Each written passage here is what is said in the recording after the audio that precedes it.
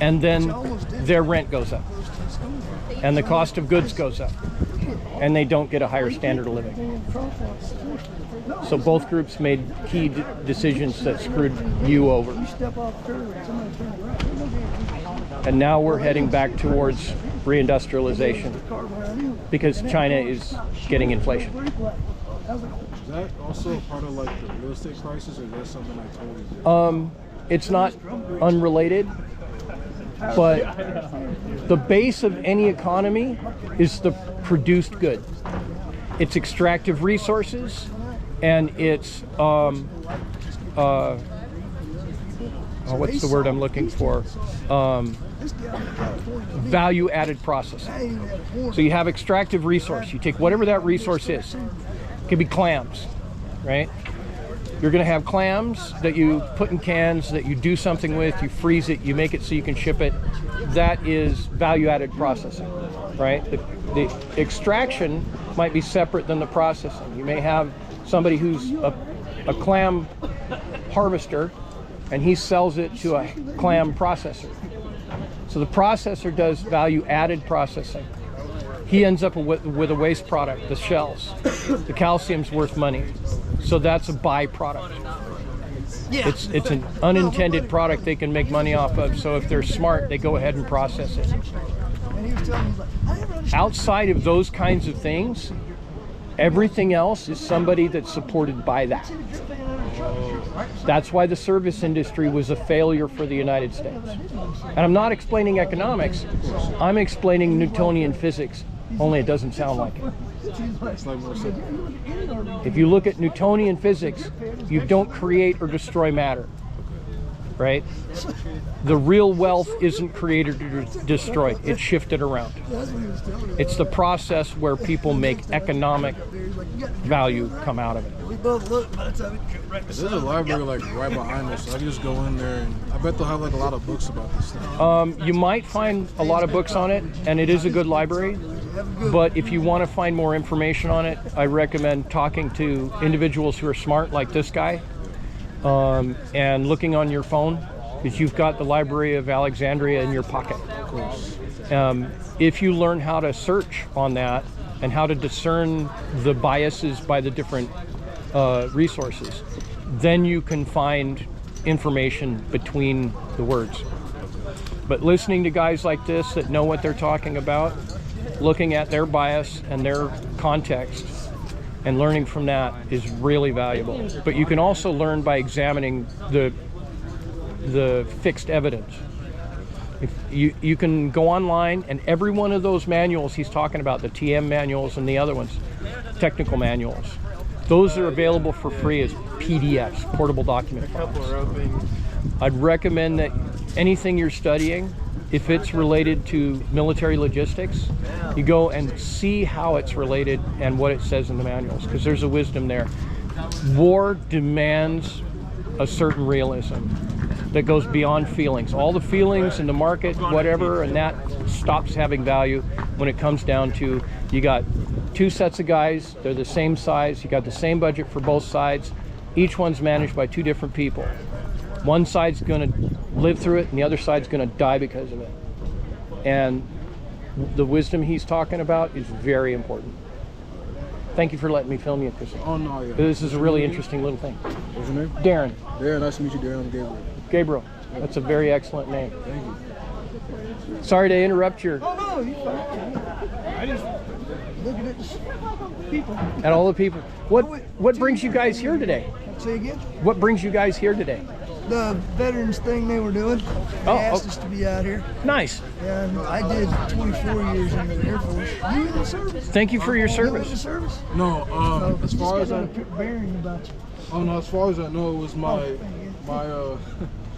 mom's dad, I believe, served in Vietnam, telecommunications. That's as far as I know. Oh, yeah. So other than that, I'm not sure. Everybody in my family's worked for the government except me. Yeah. I worked for the government for 3 years after I got out of the Air Force and ran like hell. Can't believe why in the world I did it for 3 years after I got out of the Air Force. Now I'm retired doing what I want to do. How did you like the Air Force? Oh God, I loved it. That's why I did 24 years. What'd you do? Logistics. Logistics. Started out loading bombs on airplanes, and then I went into logistics because I lost my hearing in fire guarding the jet. So yeah, you want to know about logistics? I can tell you all. What's the best government manual For logistics? for logistics? I would say divide that question in two. What's the two best manuals if you had one out of World War II and one modern day? Oh, out of World War II, well, there's just a crap ton. Anything with a quartermaster. Anything that came out of the quartermaster department in World War II, read. Because, I mean, they just sectioned the crap out of everything. So it was digestible. Yeah, it was Okay. just sectioned up. If you maintenance, there's all the TMs, but if you don't really, I can't remember what they call them now, but later, after World War II, they were called preventive service magazines, and they're comic books. They're little comic books. Because it's easier to Because it's understand. easier to understand, and it was quicker to show like a TSB, a technical service bulletin, like if all of a sudden there was a common problem with this thing, and they found out what the cheapest, easiest, best way to fix it. It costs too much money and too much time to get a manual out there. But a monthly comic book, bam, hit the masses. And oh, it's got pretty pictures. So, oh, look at this crazy son of a gun. How's it going? I ain't seen you. Good to forever, see you. buddy. He and I Yeah. used to work together at the military museum. Yeah, I heard you're out here and I thought I'd stop by. It's good to see you, Good man. to see you. How have you been? I was good till today when this truck didn't want to get Oh here. yeah, I heard.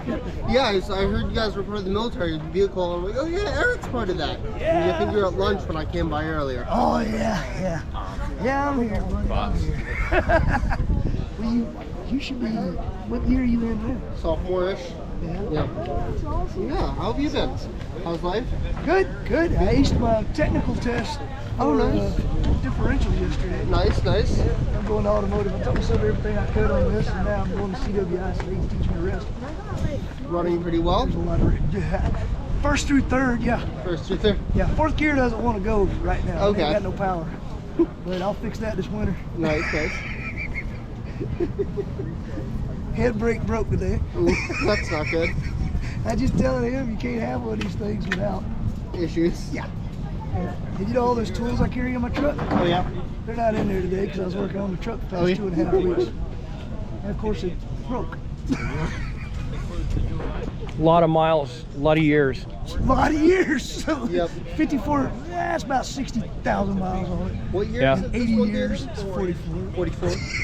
I just saw a video about a guy, he talks about war all the time. He's reviewing things that he sees in Ukraine and all that. And he was showing a World War I tank with a for sale sign for like $200,000. He's like, goodbye. Did you see what I sent you the other day, Eric? Yes, That's I the did. Messerschmitt. It was a P-51. I thought I sent you back something on No, it. you but didn't. Yeah. Oh, I didn't? No. Because it was you and like 2 others sent it. Yeah. And and it was all about the same time. Yeah, I just saw it just popped up on Facebook. Wait, 'Cause Eric would I appreciate thought I it. sent you back. No. You got a place for me to put it. That must have been somebody else that popped it in right at the same time as you. Yeah, it just popped up on Facebook. Yeah. There's always two. Yeah, him and two. 2 other guys sitting with his P-51. And Aaron was like, oh yeah, Tom had popped in, John popped in, and Aaron was like, ask him if he's gonna let you put it in his garage. And I thought I sent it to you, but apparently I sent it to him.